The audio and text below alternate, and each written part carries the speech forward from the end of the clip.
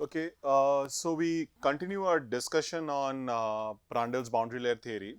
So the starting point of Prandtl's boundary layer theory is that if you were to look at the problem from the large Reynolds number limit, so you're looking at effectively flows where you have negligible effects of viscosity. So if you imagine that there is a flow past a surface, ease of simplicity, I've drawn a surface that is flat. So when you have this flow past a surface, if you use the equations corresponding to viscous effects being negligible, that is equivalent to actually letting our Reynolds number go off to infinity.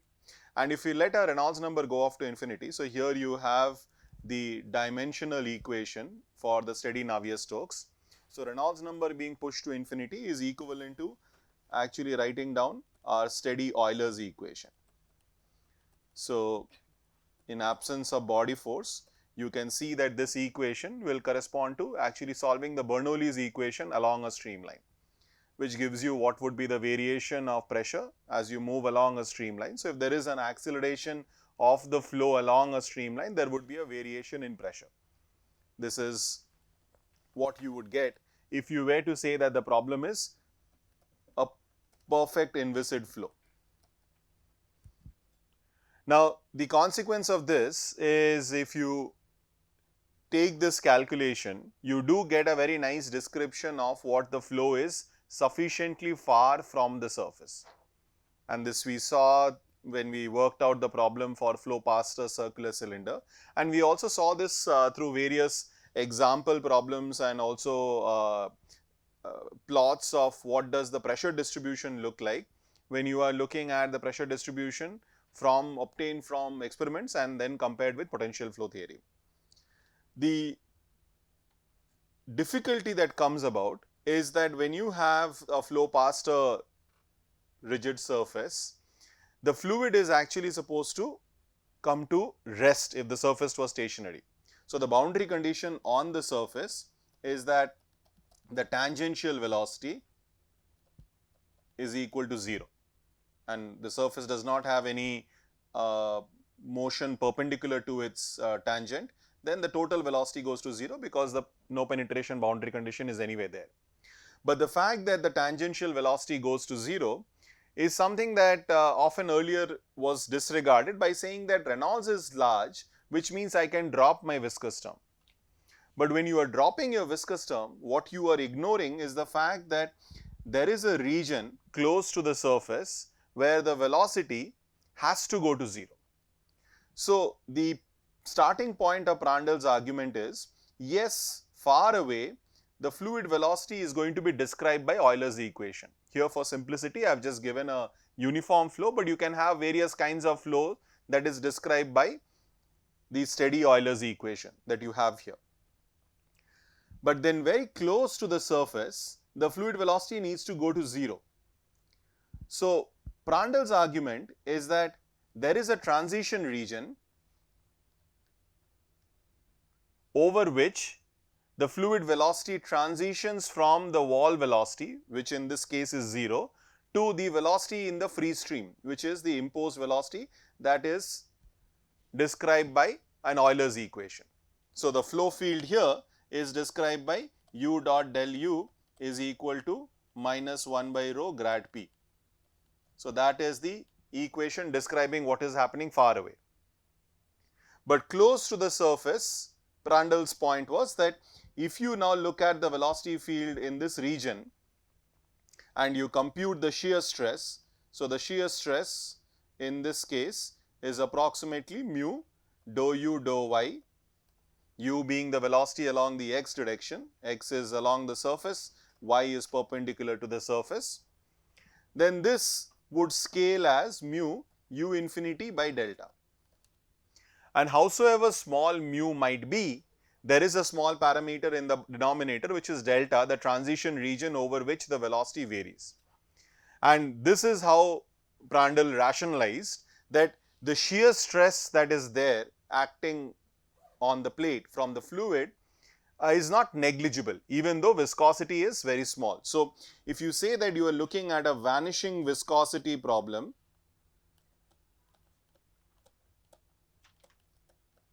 so if you have a vanishing viscosity scenario, this is not equivalent to saying that shear stress is negligible or the wall shear stress. Let us make it more specific. This is not equivalent to saying that the wall shear stress is negligible. And obviously, if the wall shear stress is not negligible, that has a profound consequence on the calculation of drag. So, we will set out actually deriving Prandtl's equation today and see how we arrive at an equation which has that appropriate balance between the viscous forces and the inertial acceleration. So, the starting point, how one can see what is going on here is if I write down, let us say, my x momentum equation. So, I have u dou x plus, so this is the equation in the x direction, u dou x, v dou y minus 1 by rho dou p dou x plus nu dou square u dou x square dou square u dou y square. So, if I try to get estimate of each of these terms, then u dou x, which is the acceleration in the fluid. So, u dou x is basically the advective acceleration. This scales as u infinity times u infinity by L. L is a characteristic dimension along the direction of motion. So, it could be the length of the plate, it could be something to do with basically any dimension of the object that you are studying. So, this is a quantity that goes as u infinity square by L. Now, if viscous forces need to be important, I require the viscous term to compete with the acceleration. That is the starting, or that is the basis of Prandtl's argument, that the viscous terms cannot be ignored when you are near surfaces. So, when you are near the surfaces, if you look at the terms which is the viscous term, that is dou square u dou x square, this would go as nu u infinity by L square. Whereas the other viscous term dou square u dou y square, this would go as nu u infinity delta square. So, for the time being, I am not looking into the other two terms, the pressure gradient term and the second term in the advective acceleration. We will come back to that in a more formal manner. But right now, just let us look at these three terms, u dou x, dou square u dou x square, nu dou square u dou y square. So, if I were to balance these two terms, saying that these two terms are actually in competition, what is the ratio of those two terms? The ratio of those two terms, u dou x divided by nu dou square u dou x square, this is equal to u infinity square by L divided by nu u infinity by L square. So, if you go forward and just write this out, you are going to get that this ratio is u infinity times L by nu. So, the ratio of your advective acceleration and momentum diffusion of your streamwise momentum along the streamwise direction. So, dou square u dou x square is the diffusion of your streamwise momentum along the streamwise direction, right. If you consider this particular term, that is actually giving you how rapidly does momentum diffuse along the direction of motion, and the quantity it is diffusing is also the momentum along the direction of motion. So, there are two terms here. One is the streamwise diffusion of x momentum, and the other term is cross stream wise diffusion of x momentum. because diffusion is a process that is happening spatially. So, you can understand diffusion happening in different direction of the same quantity. So, the quantity that is diffusing is the momentum component in the x direction, and the direction in which it diffuses is one along the direction of flow and the other is in the cross stream direction or transverse direction. And for ease of simplicity, we will right now focus primarily on 2D scenarios. I will give some hints of what will happen when the problem becomes 3-dimensional, but to understand the basic structure of boundary layer theory, it's sufficient to first get started with the 2-dimensional setting. So, the ratio of your advective acceleration with your streamwise diffusion of x momentum is u infinity L by nu, and this quantity is the Reynolds number. And this obviously we know is asymptotically large, which means that your streamwise diffusion of momentum is always going to be subdominant to your advective acceleration. Now, let us look at the combination of your advective acceleration and the cross stream diffusion of momentum, which is nu dou square u dou y square. Now, this would be the same term in the numerator, but the denominator is now going to change. So, you will have u infinity square by L and the denominator is nu u infinity by L square. But then this I chose as L square here considering it was the same in the x direction, but Prandtl's theory says that in the characteristic scale in the direction perpendicular to the surface is not necessarily going to be the same as your horizontal scale or the scale in the direction of motion. So, we have to revise this. So, this is erroneous. We will have to revise this, and now I will write this as delta square. Right now, I do not know what is delta. I am just using that idea from Prandtl's argument that there is a thin layer which is close to the surface where viscous effects are going to make their presence felt, and that length scale is going to scale with some quantity delta which is right now unknown. So, it is a priori unknown. So, if we do this, we will arrive at u infinity by L delta square by nu. Now, I can write this as u infinity L by nu into delta by L square. I multiply the numerator and denominator by L and I basically get this. Now, this term is your Reynolds. So, this is Reynolds into delta by L square. So, this is where you now have a point to be made regarding what is balancing the terms here. So, you have your advective acceleration, the fluid is basically trying to accelerate along the direction of motion. This is to be balanced with viscous forces. So, clearly I cannot have a balance with my streamwise diffusion of momentum, but there is a possibility of its balancing with the cross streamwise diffusion of momentum. You have a very high speed flow which has a very high amount of acceleration, but here large or small needs to be compared with something. So, the acceleration of the flow is significantly larger than the amount it diffuses along the direction of motion, but the amount momentum diffuses in the direction perpendicular to the direction of motion can be comparable. And why is it comparable? Because you have this length scale delta which can actually be quite small.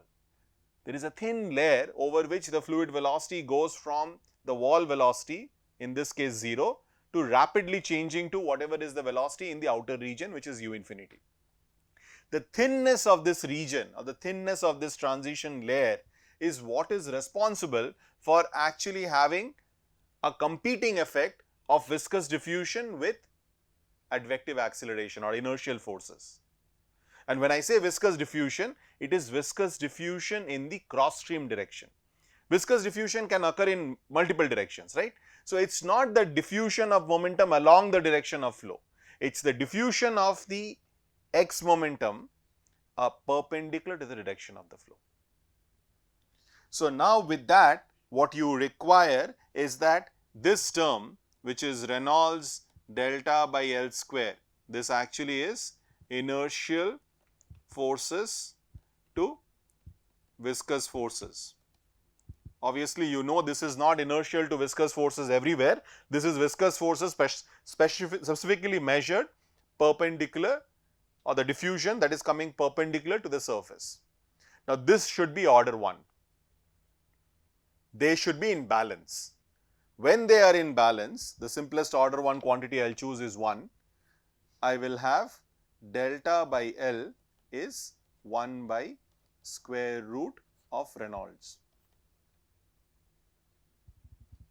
If you write this in terms of the dimensional quantities, this is L square root nu u infinity L, which gives me square root nu L u infinity. So, you have now a length scale in the direction perpendicular to your direction of motion. So, you have a u infinity. So, in the y direction, if x is your direction of motion, you now have a length scale which scales as L by root Reynolds. If L is the characteristic dimension in the horizontal direction over which either the flow varies or you have a geometry defined length scale in the direction of flow, the transverse direction is now having a length scale that is not the same order as the longitudinal or the streamwise direction. So, this is where fundamentally the dimensional argument are different, because so far whenever we have made any dimensional argument, we have not brought in this kind of spatial anisotropy of the length scales that we were using. We said all the directions are scaled by the same parameter. We have never introduced this fact that there can be an anisotropy in terms of what are the characteristic non-dimensionalizing length scales in the problem. So, in the direction of the flow you have L, whereas the direction perpendicular to the flow it's L by root E. That is essential for you to actually get a balance which would be u dou u dou x plus v dou u dou y equals minus 1 by rho dou p dou x plus nu dou square u dou y square.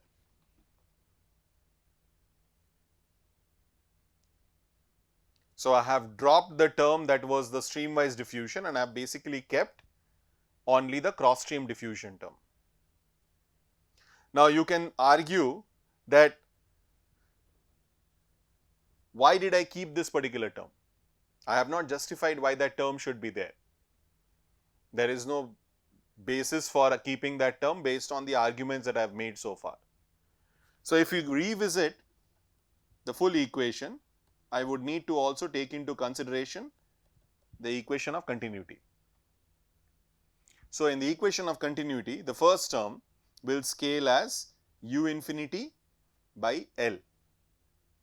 The second term will have some scale for the vertical velocity. Let us call that scale as v bar by delta, and they should be comparable. Right? If I have mass conservation to be satisfied, the variation of the streamwise velocity in the streamwise direction should be in balance with the variation of the cross stream velocity in the cross stream direction. Otherwise, mass conservation will not be satisfied. You will get local divergences or convergences. If you have dou u dou x is positive, that means what? If dou u dou x is positive, that effectively means that the fluid is moving out, right? And from some location, if you have dou u dou x being positive, that means fluid is actually moving out from that region. If I define x as the origin, about the origin a positive dou u dou x means the fluid is rushing out. Now, if there is no compensatory dou v dou y, then there is a divergence in the problem. It is violating incompressibility. This is a divergence free velocity field, which means if there is a dou u dou x, it needs to come with a compensatory dou v dou y. And if there is a dou v dou y that should be there, the velocity in the vertical direction, if it has a scale v bar should be equal to delta by L u infinity. So, the scale for the vertical velocity is u infinity by root Reynolds. Vertical velocities are smaller. They are smaller than horizontal velocities by a factor of 1 by root Reynolds. And this is the fascinating part.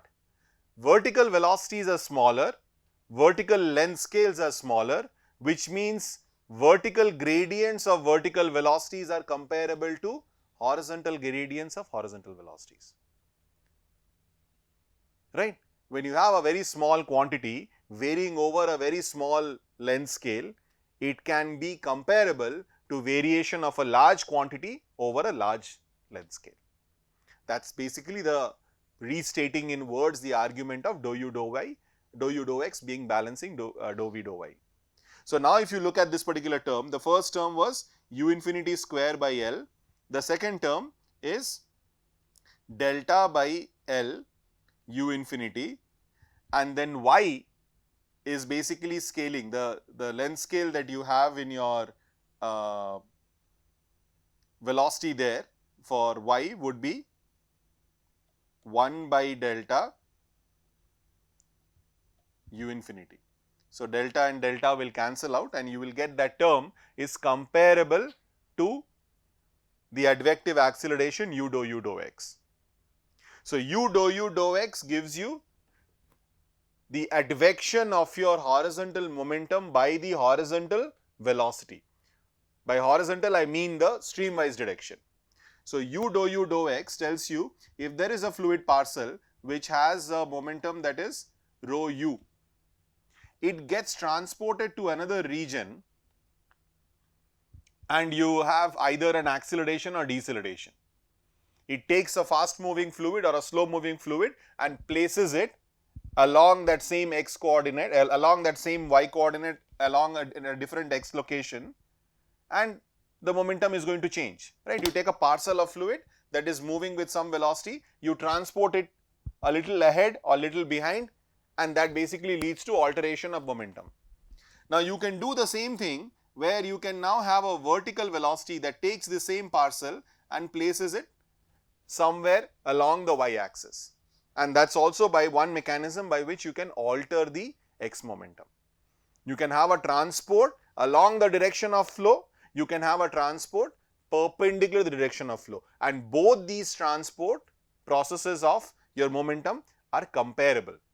They are comparable because the length scale in the vertical direction is much smaller than the length scale in the horizontal direction, and mass conservation dictates that the vertical velocity should also scale in the same manner to be sufficiently small than your horizontal velocity. So, this is the basic skeleton of what Prandtl's argument is. Yes. Good. So, let us do this in a formal manner and arrive at Prandtl's equation. So, our starting point is once again we will look at 2D Navier Stokes in steady state.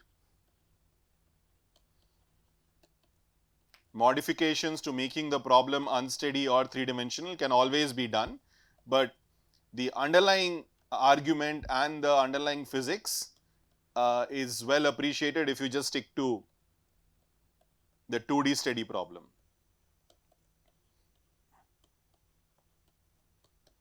Also, I am ignoring any body force in the problem.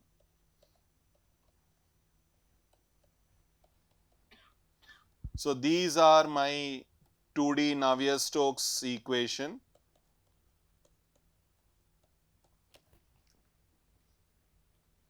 X and y being my, x being my flow direction and y is the direction perpendicular to the flow. So, and we will consider again the classical problem of flow past a surface. There is an imposed flow that is u infinity and we have a characteristic length that is L, and now we are a little better informed. We are better informed that we know that the velocity, so we will non-dimensionalize, so I will put u star as the non-dimensional velocity, is the dimensional u velocity divided by u infinity. The non-dimensional distance along the direction of motion is x by L. But for the vertical velocity V star, we know we can't actually have the same scaling as the horizontal velocity. So, we are already aware of the fact that that cannot happen with the same kind of a scaling that we will get in this problem. So, the vertical velocity, based on what arguments we have had, it is going to be root Reynolds V divided by u infinity. So, the scale for your vertical velocity is u infinity by root Reynolds. If you want, I will just write this as one extra step. So, this is V by V bar, which is V by u infinity multiplied by square root Reynolds. So, the non-dimensionalization velocity scale in the direction perpendicular to the imposed flow will be root Reynolds smaller than what you have in the flow direction. And as you have realized, root Reynolds is not some magic thing that has come in this problem. It has come from the basic of that scaling was that when I did my balance of cross stream diffusion with advective acceleration, for that these two terms to be in balance. So, if I want these two terms to be in balance, I require that the vertical length scale should go as root Reynolds of the horizontal length scale, and then using mass conservation, the vertical velocity should go as root Reynolds of the horizontal velocity. So, it is a combination of two arguments. You first argue for what is the vertical scale, and you find that the vertical scale should be root Reynolds smaller or 1 by root Reynolds smaller than your horizontal scale, right. If you just do a comparison of these two terms, saying they are the competing balance in your equation, you would find that it goes as 1 by root Reynolds. And then when you use mass conservation, you arrive at the conclusion that the vertical velocity scale is also 1 by root Reynolds smaller than the horizontal velocity scale. So, this is effectively all that is there, after which we will do mostly algebra, because now you know that your vertical length scale y star is y by delta, which is y by L into root Reynolds. Pressure scale will be P star is equal to P divided by rho u infinity square. So, we have almost everything that we need, and we will start writing down. So, u dou x, the first term, is going to become u infinity into u infinity by L u star dou x star. Then the next term is v dou y of u. So, v is v bar, but v bar we know is u infinity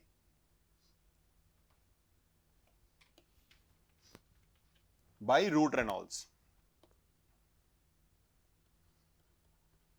So, v bar is u infinity by root Reynolds, delta is L by root Reynolds. These are the two different scalings that we have in the transverse direction. So, this is going to become v star, and then there is a dou y. So, dou y is going to give you a root Reynolds by L dou y star of u star, and u star gives you one more u infinity. So, the v dou y is v bar by delta u infinity v star dou u star by dou y star. Now, for v bar you substitute it as u infinity by root Reynolds, and for delta you substitute it as L by root Reynolds, and you will arrive at this particular term here. Then for pressure, it is minus 1 by rho dou p dou x. So, pressure would be rho u infinity square by L dou p star dou x star. And then for the viscous term, I have dou square u dou xs square, So that would be u infinity by L square dou square u star dou x star square, and then the second term is dou square u dou y square. So that would be u infinity by delta square dou square u star dou y star square. And we know what is delta square. So this term is u infinity by L square into Reynolds. We already know that scaling.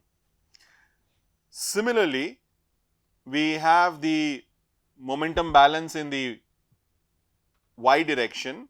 So that term would be, the first term is u dou v dou x. So that is u infinity v bar by L u star dou v star dou x. Then the next term is v dou y. So that is v square by delta v star dou v star dou y star. And then we have 1 by rho dou p dou y. So that is rho u infinity square by delta dou p star dou y star. And then I have the viscous diffusion of the vertical momentum, which would be v bar by L square dou square v star dou x star square, and dou square v star by dou y square, which is v bar by delta square dou square v star dou y star square. So now let's divide the entire equations that we have here, and we will substitute for v bar everywhere. So we know what is v bar at all locations. So let's cleanly write this up. So I have the x momentum equation is u infinity square by L u star dou x star plus v star dou u star dou y star. Rho and rho will cancel out. I will have minus u infinity square by L dou p star dou x star, and here I will take out u infinity L square Reynolds. So I will have 1 by Reynolds dou square u star dou x star square dou square u star dou y star square. This is x momentum. This is y momentum. So the x momentum, if I now divide throughout by u infinity square by L, so u infinity square by L, so u infinity, L cancels out. So the term that I have here is nu Reynolds by u infinity L. What is that term? What is this term? It's just 1, because the definition of Reynolds is u infinity L by the kinematic viscosity nu. So that term is 1, and let's do the same exercise for y momentum. If I now take out u infinity square, so I have here, if I take out from this equation u infinity square by delta from the equation, then I have here v bar is v bar would be u infinity by root Reynolds. So there is a delta by L 1 by root Reynolds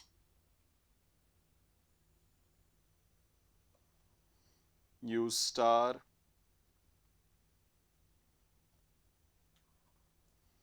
dou v star dou x star, and the second term would be u infinity square by Reynolds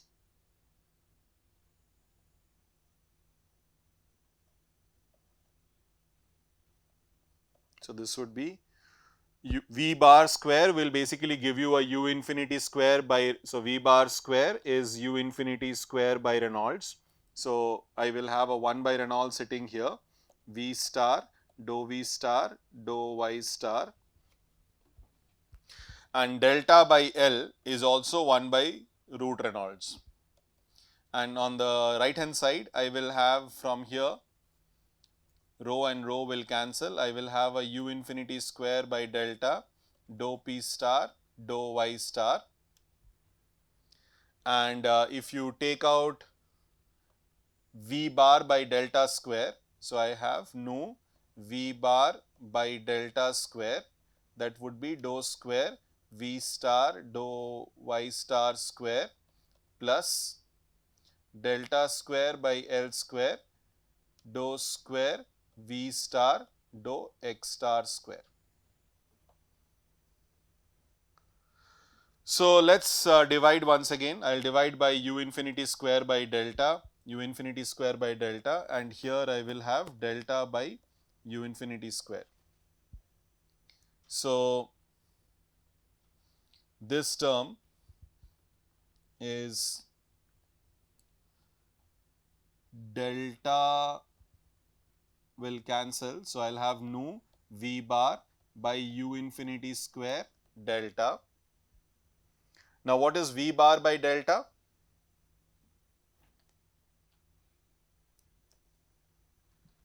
What do you have as V bar by delta? U infinity by L. So this term is equal to nu U infinity square in the denominator L, U infinity is going to cancel from the numerator, and you will be left with a term which is, what's the magnitude of this term? 1 by Reynolds. This term is 1 by Reynolds. So finally, the equation that you have is U star dou X star plus V star dou U star dou Y star is equal to minus dou P star dou X star plus there is a Reynolds sitting outside which was multiplied with this term. So that entire term is equal to 1, that prefactor. So the term that I have here is dou square U star dou Y star square plus 1 by Reynolds dou square U star dou X star square. And for the Y momentum equation, there is a 1 by root Reynolds into 1 by root Reynolds. So you get a term here that is 1 by Reynolds U star dou V star dou X star V star, that also has a 1 by Reynolds multiplying it, dou V star, and then dou P star dou Y star and 1 by Reynolds dou square V star dou Y star square. Here you have a delta square by L square. So delta square by L square would be a 1 by Reynolds dou square V, and there is one final equation which is equation of continuity. So these are nothing but your steady Navier-Stokes equation. I have not made any assumption other than the fact that the flow is steady and two-dimensional. But with this informed choice of length scales and velocity scales, which come from the fact that I should have a balance between my advective acceleration and viscous diffusion in the cross stream direction. So with that particular choice, I see that there is, as Reynolds goes to infinity, so now if you say that Reynolds is pushed to infinity, the viscous term is not going to disappear in the x momentum equation. And in the y momentum equation, you get something that is almost a trivial statement, that the pressure gradient in the y direction is equal to 0. So this gives us, so the infinite Reynolds limit gives us what is known as Prandtl's boundary layer equation, which is, I will drop the star right now, V dou u dou y is equal to minus 1 by rho dou p dou x plus nu dou square u dou y square minus 1 by rho dou p dou y, and dou u dou x plus dou v dou y is equal to 0. So, these are Prandtl's boundary layer equations. So, there is a tremendous simplification that has happened in this equation. The simplification that has happened in this equation is that you have a viscous diffusion right now, which is present in the equation even though you have taken the limit. So, I have written this again in a dimensional version. You can write this in the non-dimensional version by removing all the nu and rho in the equation. The simplification is that viscous diffusion is present. Viscous diffusion is actually present in the equation. So, this is the form in which Prandtl wrote it. If you write the non-dimensional version, then you just get rid of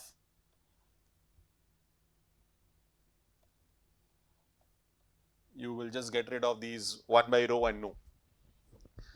So, when you look at this equation, there are a few things which are quite remarkable. Besides the fact that you obviously now have a viscous diffusion that has appeared in the equation, there is a statement now that dou p dou y is equal to 0 within the boundary layer, which means within the boundary layer pressure doesn't vary, it is purely some function of x. So, you have this flow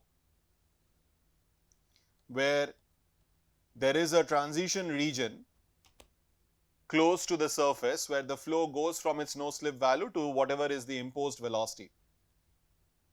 And the point that you have here is that the pressure that you have within the boundary layer is exactly the pressure. So, at a given x location, if you say x is equal to x star, whatever is the pressure that you measure far away, so P of x star far away is exactly going to be the P within the boundary layer. So, P in the boundary layer at the same x location is the same as P that is there at infinity. Now, why is this interesting or why is this of use? Because at infinity, when you are solving your equation, the equation is u del dot u is equal to minus 1 by rho grad P, your Euler's equation. So, if you have a flow which is, let us say, a uniform flow or a non-uniform flow, whichever way you have it,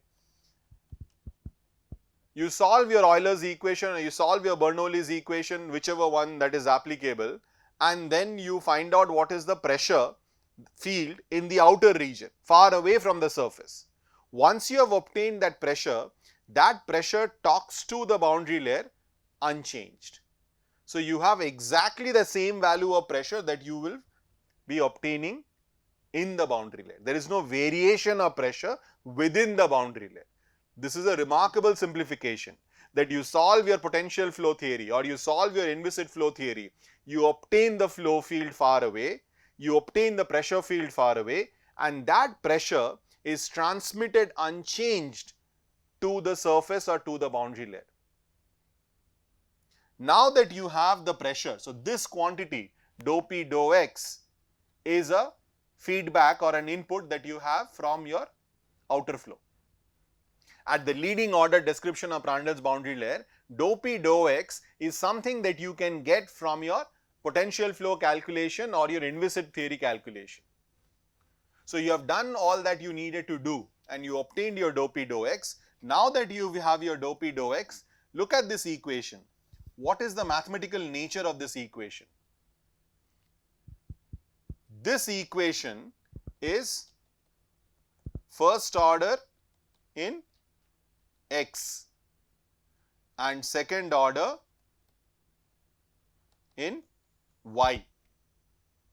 So, this equation that you have here, if you now remember what you did in the unsteady problem, you solved dou u dou t is equal to nu dou square u dou y square. This is what you did.